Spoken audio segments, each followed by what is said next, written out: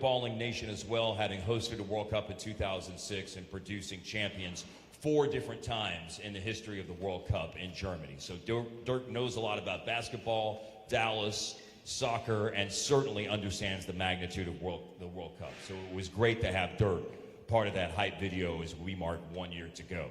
A quick introduction to everyone here. I'm Mark Followill. It's great to be here with you guys today.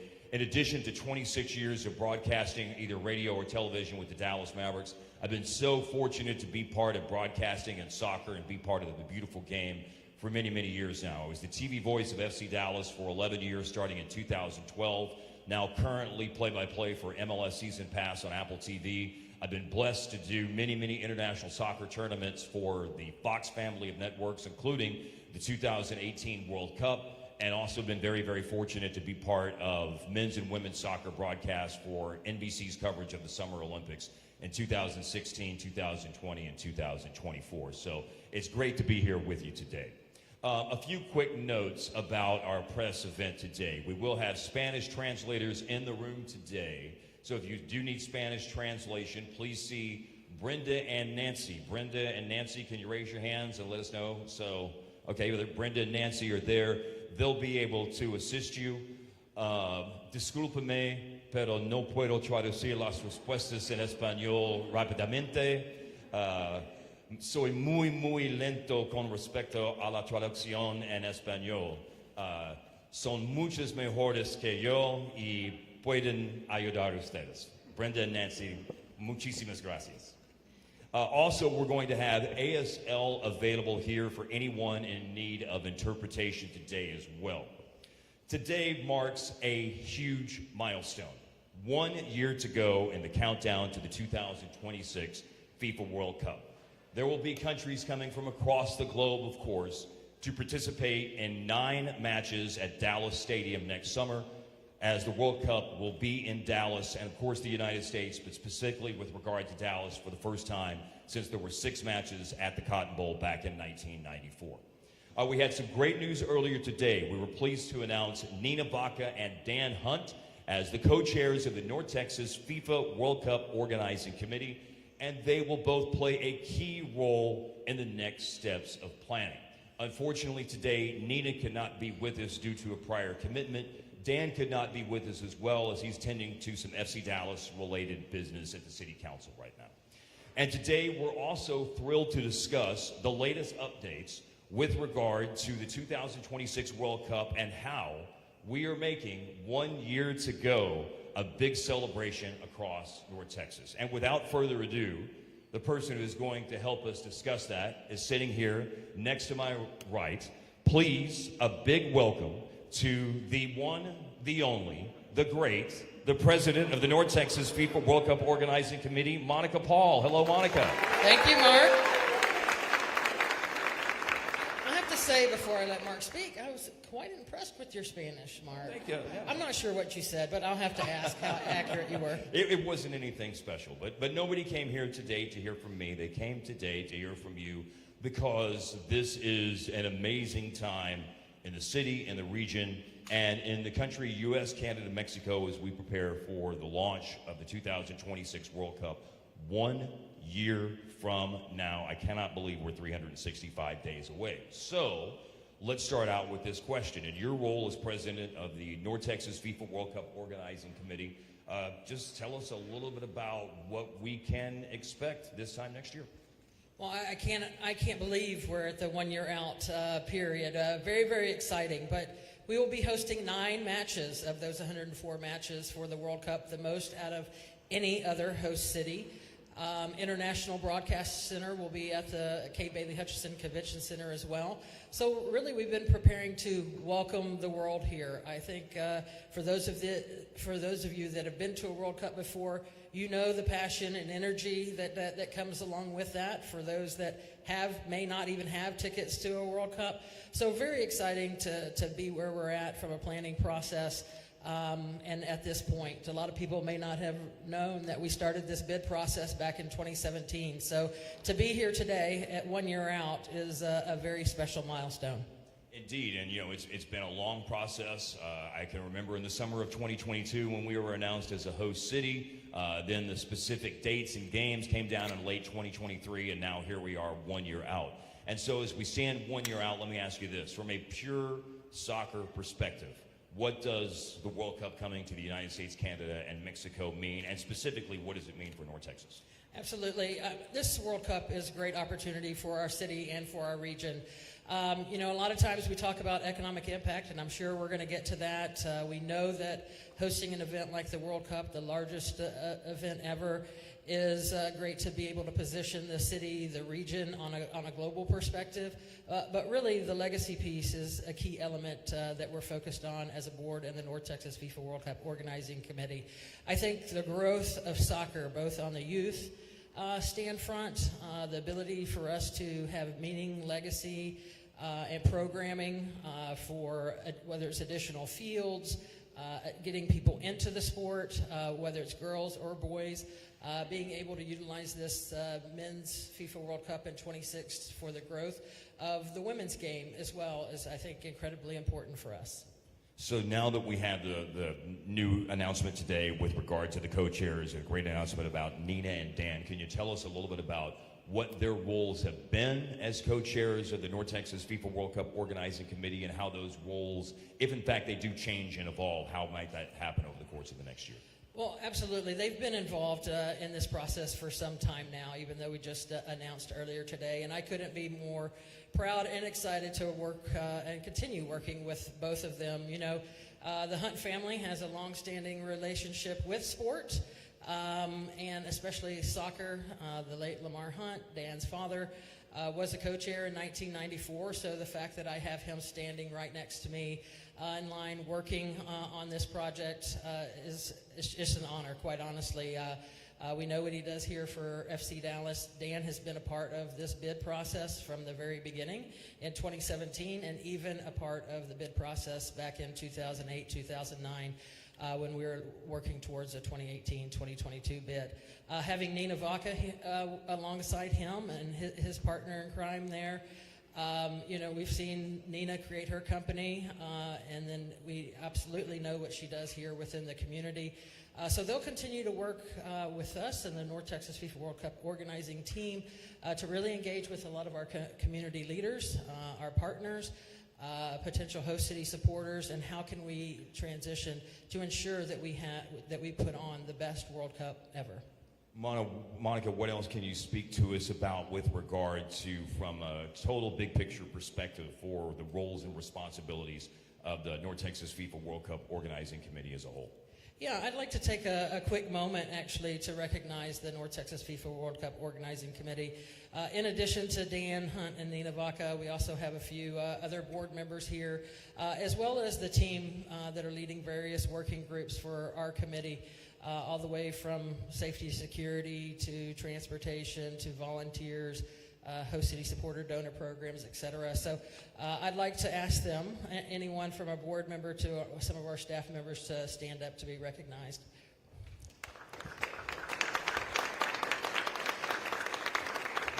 You know, we've been working in the trenches since we were announced as a host city supporter.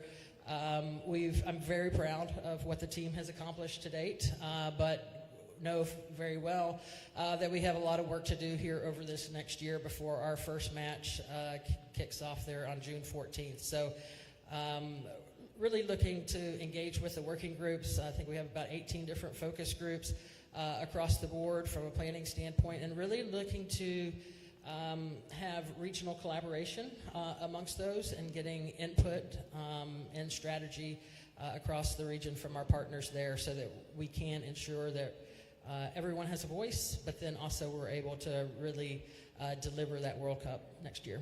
I'm glad that you used the term regional collaboration. That's a wonderful segue to my next question.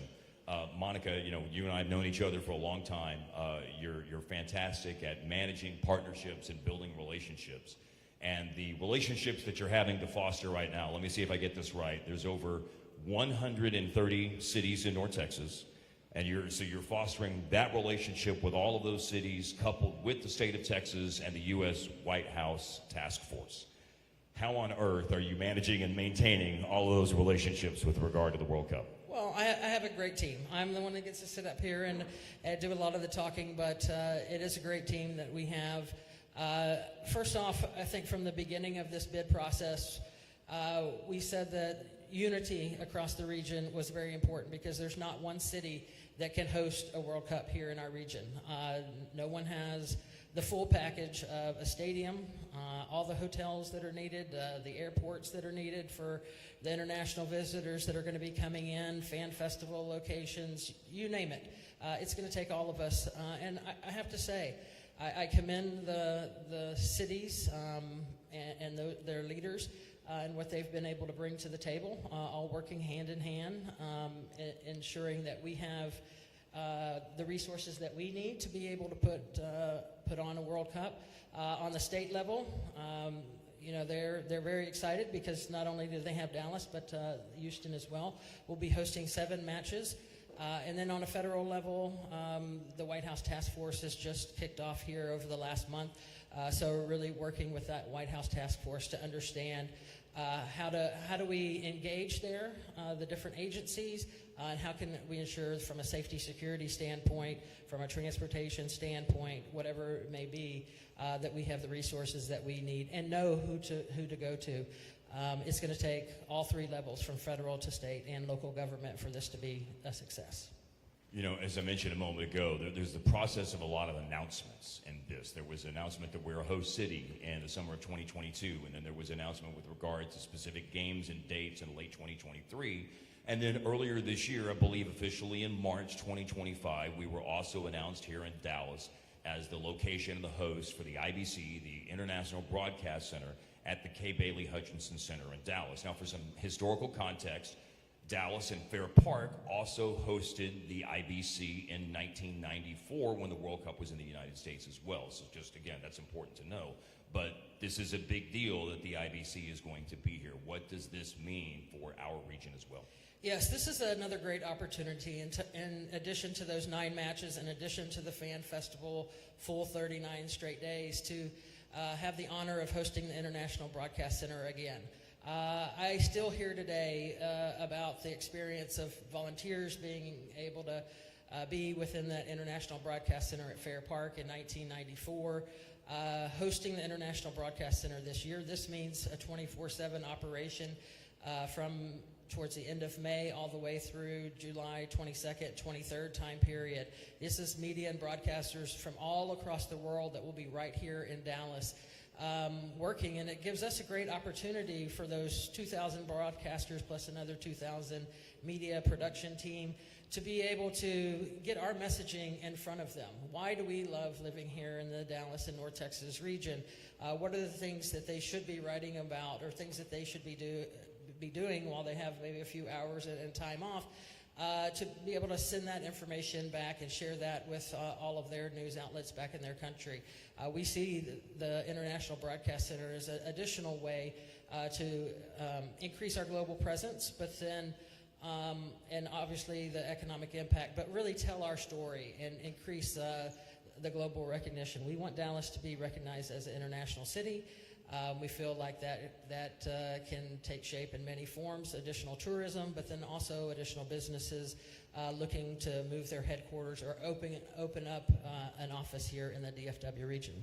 And of course, just because we're 1 year to go doesn't mean that the announcements stop. There are more things coming that we're going to learn about. One of the really important roles that North Texas is going to play is the capability to serve as base camps for teams that are traveling into the region. So what's the latest that you can tell us with regard to individual locations that have been identified and how those might be activated? Absolutely. We're very fortunate here in the North Texas region to have universities and facilities and the owners and entities that are responsible for them, keep them up and have very high standards for them.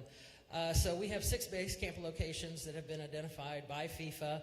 That's an opportunity for a team, whether it's 5, 10, 15 days prior to the World Cup, to come in and utilize, train at these facilities, stay within a hotel nearby, and train all the way up to the start of the World Cup, where they'll then depart to whatever city their first match is, but then they will return here to the region to train and practice. Additional economic impact will be generated through that. Then you have, it's not only the players that could be utilizing that base camp or traveling to that base camp, but you've got media, you've got coaches, staff, family, and friends, and spectators may come along as well. The key from a base camp standpoint is we won't know if they'll absolutely be utilized or which teams will be utilizing those base camps until February, March of 2026. So the draw that'll take place in early December of 2025, so we'll know kind of who is playing in our group stage matches, but that'll give us maybe some indication of the teams that are playing a little bit closer to the Dallas area that may want to utilize those base camps. But another exciting opportunity, I think the last time that we checked, Dallas had the most base camps out of any other host city as well. And as alum, I have to say that one of those base camps is the University of North Texas in Denton. So I needed to throw that part in. Well, we've got, let me say them all then. We've got University of North Texas in Denton. You've got TCU in Fort Worth, Dallas Baptist University in Dallas, University of Dallas in Irving, Toyota Stadium right here in Frisco, and then Mansfield Stadium that is just under starting construction. Well, those are going to be wonderful opportunities and situations that could come to the North Texas area as well, and can't wait to find out more news on that with regard to what you said, coming next February or March. Now, a moment ago, you said that we would get into this, and this seems like the appropriate time. You used the words that everybody uses around an enormous event like this. Economic impact. What can you tell us about the economic impact of the World Cup coming to North Texas? Absolutely. When we started this bid process, so we had intended to be hosting maybe 4 to 5 matches, a few base camps. International Broadcast Center was very high up on our radar since we had hosted in 1994. The original projections that we had from the United Bid Committee were about $400 million. Since then, a lot of things have changed. The 9 matches, International Broadcast Center, 6 base camp locations, plus an expanded field, so increased number of days that the World Cup will be taking shape. FIFA did a study with Deloitte for all host cities, and our projections have come out to $1.5 to $2.1 billion in economic impact. So by far the largest event that we will see here in North Texas. And that was a B with a billion, just to make sure I heard that right. That was a B. All right, I feel like this is going to be the part that's kind of like the rapid fire round on a game show coming. I've got just some short questions, but very important questions coming your way. Safety and security plans developing. What can you tell us about that? Absolutely. By far, I think safety and security is our #1 priority. Obviously, we know we have AT&T Stadium in Arlington where the matches are going to take place, but we're looking at this from a regional standpoint as well. We've got 18 different planning or focus groups and expert planning teams that have been working for the last year and a half across the region to look at plans all the way from escorts to what are the safety security measures needed at the fan festival that would be open for 39 straight days, the International Broadcast Center, and all across the region, a lot of plans being put in place.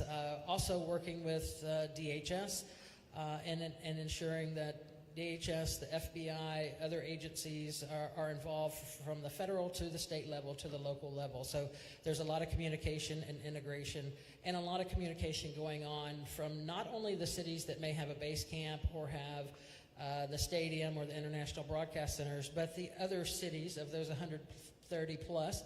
A lot of those other cities are involved in the planning as well because of the number of resources that may be needed there and ensuring that proper communication, because they'll be flowing through the various cities. Obviously, also very, very important, transportation. What can you tell us about that? Yes, the North Central Texas Council of Governments and Michael Morris and his team have played an integral part all the way through the bid process. So we tried to design what does our transportation plan need during the bid process, so it may be a little bit easier to execute during this phase. COG has been working with our transit agencies from Trinity Metro to DART to determine what are the needs from a spectator standpoint. How are we going to get the spectators out to AT&T Stadium there in Arlington? We're working to utilize that rail service and then bus the spectators or those ticket holders down to Arlington and then back up after the matches, and then absolutely utilizing the rail service for those credential holders all throughout the time that they are here. So with the connectivity that we have through both Trinity Metro and DART, we feel that arriving at the airport, getting down to whether it's Fort Worth, Dallas, getting to the hotel, getting to the key locations that fans may want to travel to, and the opportunity for those spectators to utilize those services to get to the various attractions, I think is important to note as well. Well, Monica, you probably are not going to be surprised to hear that be it social media, emails, and texts, people are already asking me about tickets. What can you tell me about tickets? Well, I thought you were going to ask me if we were giving away tickets today, so I'm glad that wasn't the question. But yes, tickets is one of the top subjects out there. How can people get tickets? I can tell you that tickets to the general public aren't on sale yet, but anticipated to go on sale Q3 of 2025. What we currently have are suite and lounge packages with hospitality and parking, and various other amenities and assets that are available for all 9 matches at AT&T Stadium. There's an 8-match, 6-match, 4-match, 2-match package. There's an opportunity to follow your team. So you can, all tickets, you can go to fifa.com/tickets to get additional information. We have additional information on our website, dallasfwc26.com, for any of the suite packages, lounge packages over at AT&T Stadium. Well, I certainly would say safety, security, transportation, tickets, all 3 very, very important subjects to cover. Another important subject to cover is legacy. The World Cup in 1994, obviously legacy was a big aspect of that. There are many, many tentacles to that. For example, Major League Soccer now in its 30th year as we sit here at the home of FC Dallas in the National Soccer Hall of Fame. MLS is in its 30th year, and Major League Soccer was a legacy of the 1994 World Cup. What, in your opinion, will the legacy be of the 2026 World Cup? Well, this is something that we have actually a legacy working group that is working across the region to try to identify what are the key needs in whether it's underserved areas that may not have soccer fields, soccer pitches, trying to identify do we need to put full-size pitches, mini pitches in there. There's also sustainability and human rights efforts that we're working on. We feel like whether it's through unsheltered populations or how can we, from a sustainability perspective, put on this World Cup in maybe a more environmental friendly way. We feel like there's programs that are already in place, but we can maybe take them up to another level, and that's absolutely a lasting legacy. From a providing opportunity for kids to play soccer. Not everybody has the opportunity or can't afford it, so that could take shape in a few ways, whether it's access to programming, coaching education that kind of goes along with that, equipment that kind of goes along with that, and I think you'll see increased opportunity for kids to be able to take part. All of those are wonderful and inspiring goals with regard to the legacy and the mark that we want to see the 2026 World Cup leave behind. As we're now 1 year out, we said, part of this was making 1 year to go, a celebration. The North Texas FIFA World Cup Organizing Committee has already been getting to work on projects with regard to building that lasting legacy that you're talking about here in the community. And I understand that there's some important announcements that you have to make in that regard today as well. Yes, absolutely. Well, we are honored and proud today to be able to announce that CocaCola Southwest Beverages is our first official World Cup Dallas host city supporter. Coca-Cola has been involved in the World Cup for over 50 years, and we know that they have the same dreams that we do to ensure that we have a very successful World Cup and leave a lasting legacy. So it is a great pleasure to welcome Daniel Doucette and Fernando Martinez up here from Coca-Cola Southwest Beverages.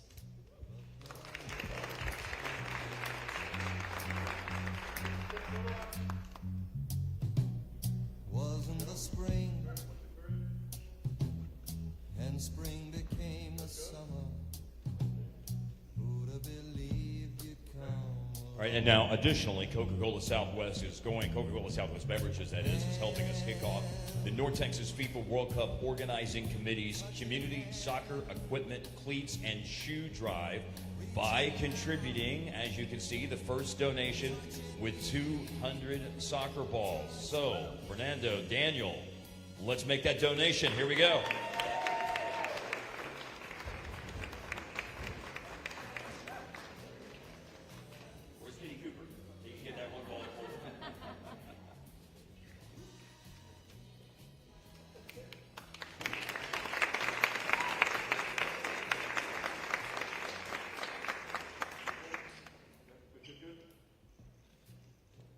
All right, thank you so much, Daniel and Fernando, and it's so wonderful to have you as part of our efforts to put on the best World Cup here in 2026 here in the North Texas area. Just a couple of more things before we wrap it up. Monica, in addition, can you tell us a little bit more about the Community Soccer Equipment Drive and any other upcoming events that might focus on the Legacy program as well? Absolutely. We're excited to kick off today our Community Equipment Soccer Cleats Drive. So any Kroger, or actually participating Kroger locations and YMCAs, people can drop off soccer equipment, cleats, shoes, those types of things, and we'll be donating those to underserved nonprofit organizations here throughout the North Texas region. So that's one. And then on June 13th, we have Lake Arlington Cleanup in Arlington and in Fort Worth. So volunteers can choose either location. More information is available on our website at dallasfwc26.com. All right, before we go today, Monica, do you mind if I be sports broadcast guy here for a little no bit? problem. Yeah, I got to be sports guy for a minute. You know, one of the really important things, too, about us being 1 year away from the beginning of the World Cup is, of course, this is an expanded field by FIFA this year. For the first time, there's going to be 48 teams. I was looking today, you know, there's been some World Cup qualifiers that have been played all across the globe over the last few days. I think it's important for everybody to know, Monica, we already have a little bit over a quarter of the field filled at this point. Of course, you have the host nations, the United States, Canada, and Mexico are in. Oceania is going to be represented by New Zealand. South America, three spots have already been clinched there. Argentina, Brazil, and Ecuador are going. And they've already completed a significant round of qualifying in Asia as well. So Japan, South Korea, Australia, and Iran will be going. And also debutantes going for the first time, Uzbekistan and Jordan as well. And then, of course, we'll have UEFA spots and CAF, Africa spots that will be filled up through September, October, November, CONCACAF spots as well. And we'll be filling all these spots all the way until March. But it's really exciting to know that we already know 13 of the teams are going to be coming here. And it's cool that part of the expanded field is, you know, new teams like Uzbekistan and Jordan that I mentioned their first time. Yeah, I think that's one of the things that the excitement around this World Cup and the expanded field from 32 to 48. This was something that came up even in some of the airport planning with DFW International Airport in Dallas Love Field, of just to think about it from the expansion from 32 to 48. There's possibly 16 teams that have either never made it to a World Cup or haven't participated in a World Cup in a very long time. So the excitement that kind of builds around that, to be able to welcome them into Dallas would be a true honor. I really do feel like I've been to a lot of sporting events, but from a World Cup standpoint, the passion, the energy that come along with the international visitors and those fans of soccer, I mean, they may be fans of their team, but even when their team's not participating, they are there to celebrate the sport and the culture that goes along with it. So we're very excited to welcome the world to Dallas. Well, the draw is in December. That's when we'll start knowing who specifically will be playing here. We're getting 2 games, I believe, in Group G. We get 2 games in Group J as well, and 1 game in Group L. And then we've got the knockout stage games, 2 from the round of 32, 1 from the round of 16, and of course a semifinal as well. So we're going to start learning a lot more information in December, but can't thank Monica, you enough for all of your insight today. Thank you so much for being here. Thanks everyone for coming out. We are 1 year away from the FIFA World Cup. coming to the United States, Canada, and Mexico. It starts on June 11th. Our first match will be here on June the 14th, correct? June 14th, 2026. So thanks so much for being here today. We're going to do some photo ops and some one-on-one interviews afterwards. And if you want to stay up to date on all of this information and all of these announcements are going to continue to come from now until the World Cup starts 1 year from now, join on social media, follow FWC26 Dallas, and there will be a flood of updates there. So thank you guys for coming out today. It was a pleasure to have you here, Monica. A pleasure to have all of you here. And 1 year to go. It's happening. Thank you so much.